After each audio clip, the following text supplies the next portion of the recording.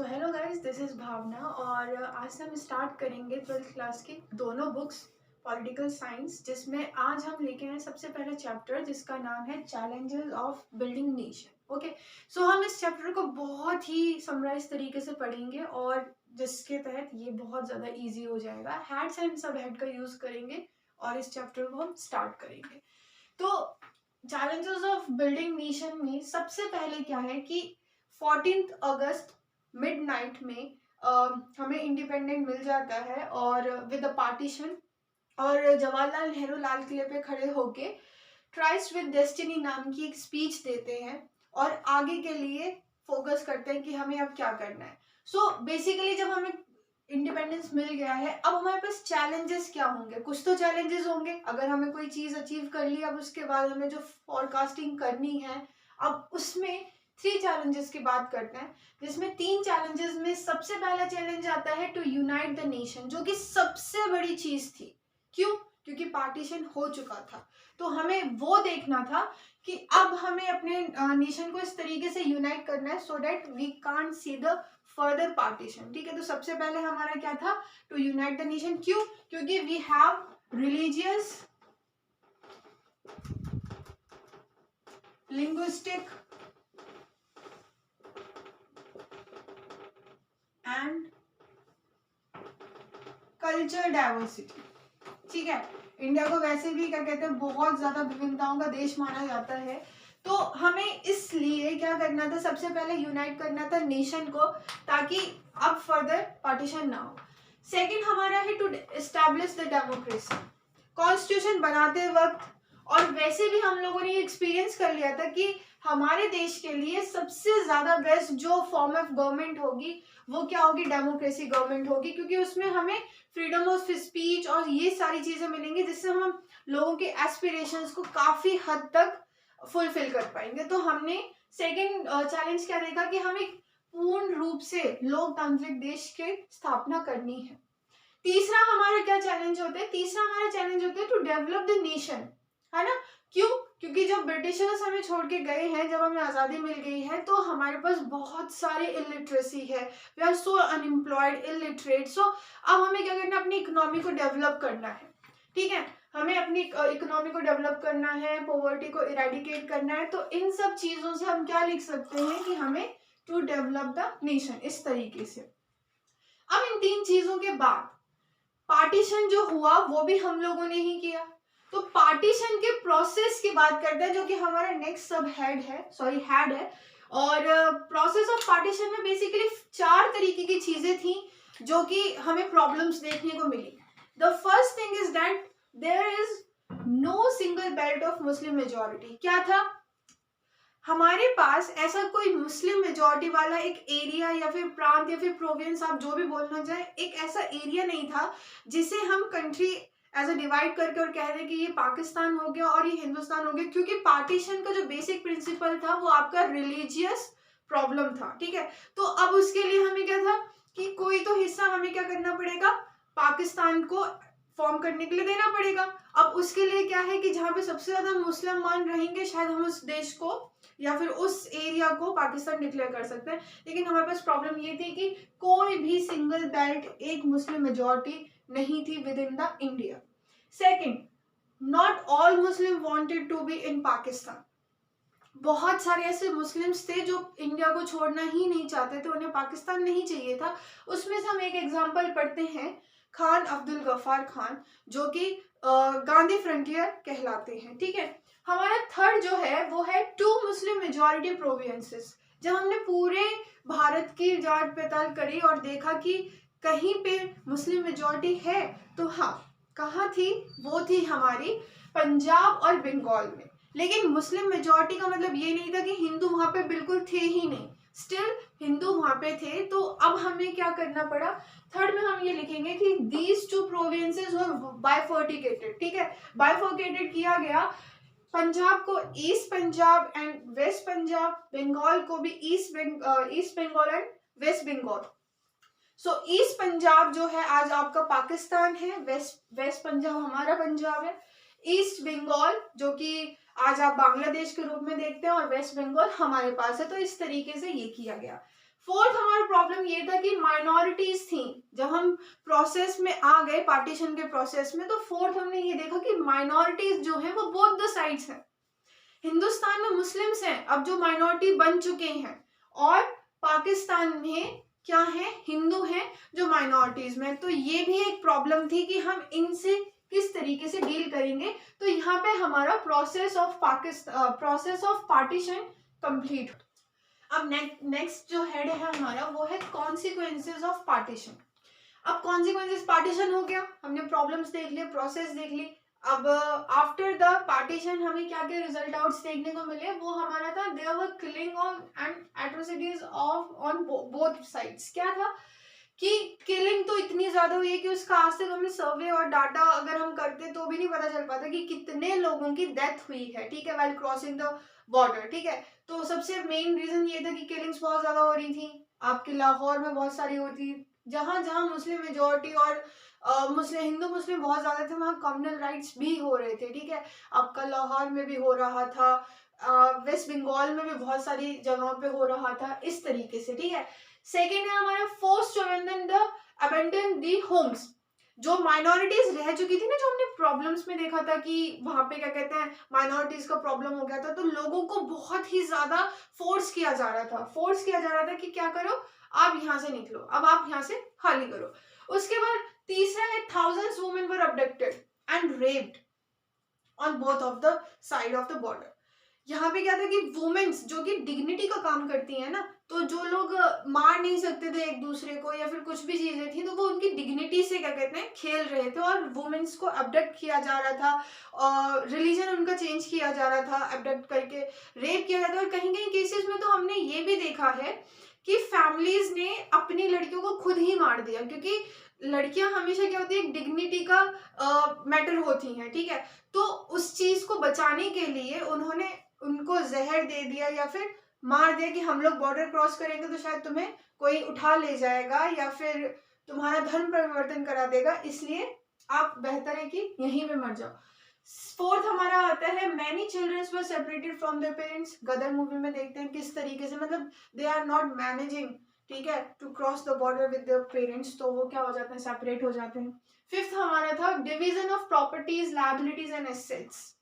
ये सिर्फ partition, property लोगों का नहीं था, लेकिन एसेट्स का भी था, और हमारी प्रॉपर्टीज बहुत सारी थी जो कि डिवाइड हो चुकी।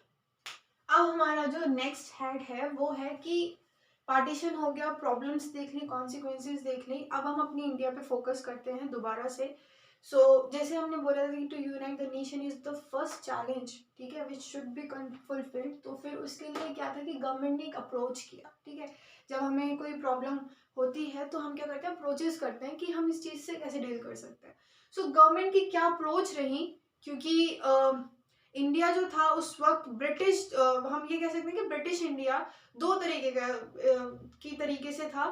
फर्स्ट वन जो कि पार्ट ब्रिटिशर्स के द्वारा रूल किया जा रहा था, ठीक है। सेकंड पार्ट ऐसा था जो प्रिंसली स्टेट, ठीक है, अभी भी राजा कहाँ यहाँ पे रूल करते थे, ठीक है। पूरी तरीके से जो मोनार्की है वो खत्म नहीं हुई थी। यहाँ पे हम सबसे ज्यादा इंपॉर्टेंट वाली चीज लिख सकते हैं कि इस पूरे अप्रोच में सबसे ज्यादा जो क्रूशियल रोल प्ले किया गया था वो था हमारा सरदार वल्लभ भाई पटेल के द्वारा, ठीक है। सरदार वल्लभ भाई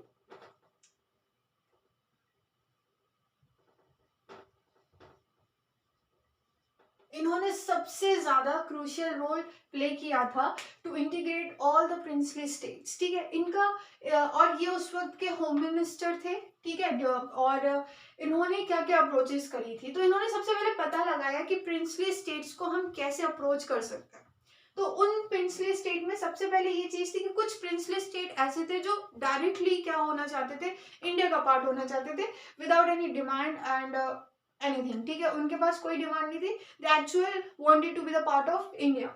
अगर हम सेकंड बात करते हैं तो क्या है कि गवर्नमेंट ने एक अप्रोच रखी कि ठीक है, if you are having some kind of demands और if you are having some kind of problems, अगर आपको कोई दिक्कत है तो वी बिकम फ्लेक्सिबल, हम क्या हो जाते हैं, फ्लेक्सिबल हो जाते हैं, और उसके बाद आपको हम पूरी तरीके से ऑटोनॉमी देंगे, ठीक है। अगर कोई था जो कुछ कुछ स्टेट्स बोल रहे थे कि नहीं हम ऐसे कैसे आपका पार्ट बन सकते हैं, हमारा भी तो कुछ होना चाहिए ना, तो उन्होंने बोले ठीक है will become the flexible in providing you the autonomy of your princely state. ठीक है।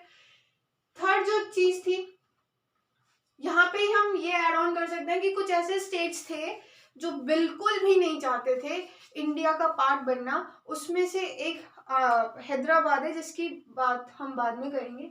थर्ड, ये जो अप्रोच थी उसने दो चीजों को फोकस किया। क्या? Contest over demarcation of territory. Territory का डिमार्केट होना बहुत बहुत जरूरी है। ठीक है।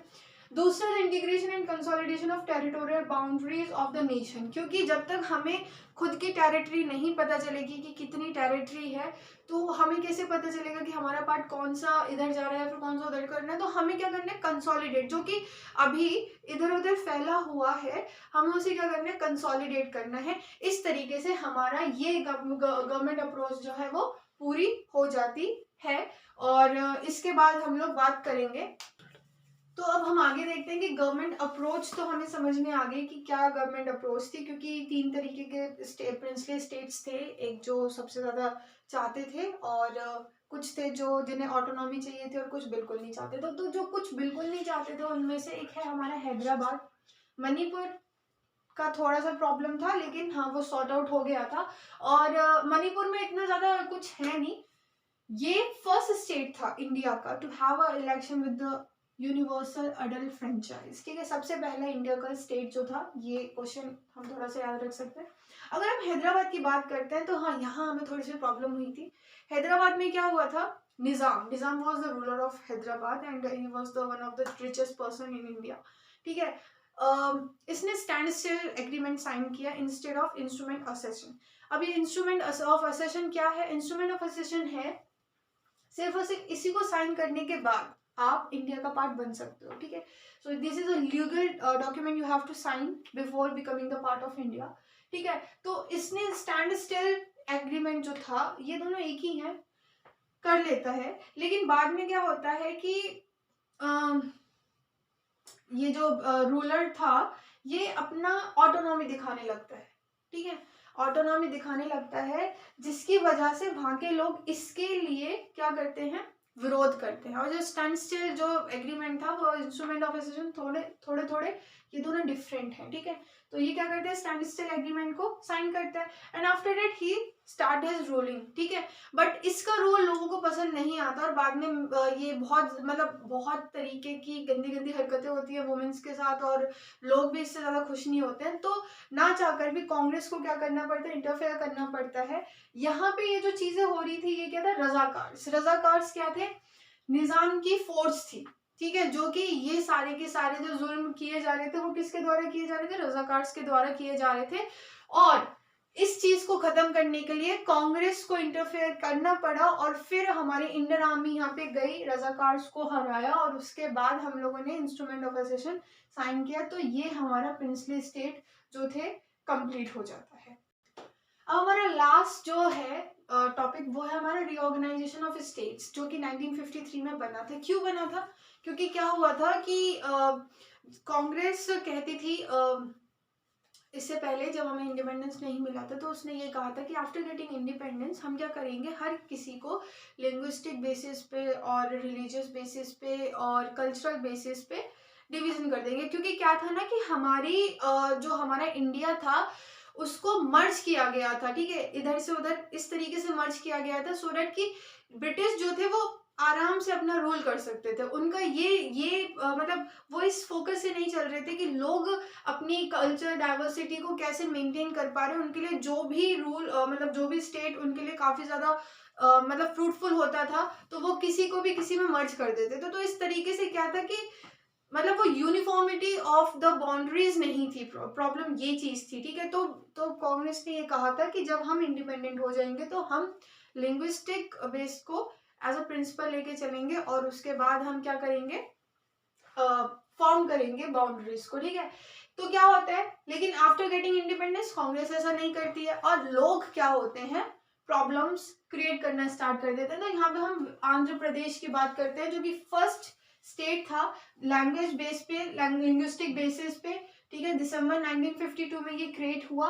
इसके पीछे प्रॉब्लम, मतलब इसके पीछे की कहानी है कि लोग बहुत ज़्यादा क्या कहते हैं डिमांड कर रहे थे कि we want a state, a separate state for the Tamil, for the Telugu speaking peoples. ठीक है, तो फिर क्या होता है, सरकार मना करती है तो वो लोग मूवमेंट करते हैं, और मूवमेंट में जो पोटी श्रीरामुलु जो थे 56 डेज का क्या कहते हैं फास्ट रखते हैं, और इनकी क्या होती है, डेथ हो जाती है, जिसकी वजह से बहुत ही ज़्यादा प्रोटेस्ट होने लगते हैं। और उसके बाद फाइनली आंध्र प्रदेश को क्रिएट किया जाता है। और उसके बाद 1956 में रिपोर्ट आती है रीऑर्गेनाइजेशन ऑफ स्टेट्स की, जिसके तहत 14 स्टेट्स और 6 यूनियन टेरिटरीज को फॉर्म किया जाता है। और यहाँ हमारा चैप्टर खत्म होता है। Thank you so much.